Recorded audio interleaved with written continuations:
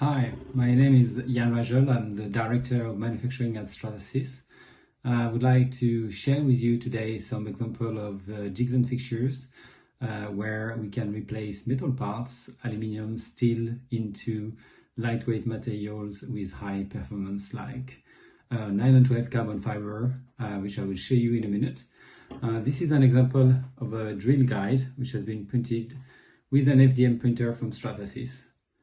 Normally you would add some metal bushes here to perform drilling operations several times. And as you can see, it's very stiff. Actually, that's pretty amazing.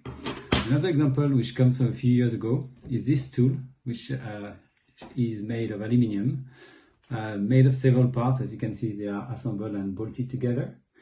And this part basically can have a weight reduction of 72% and be 58% cheaper using additive.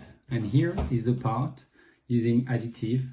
And as you can see, it's also very ergonomic, very easy to grab, and for the operators to lift and place the badge onto the BMW vehicle. So stay tuned for more video. Bye for now.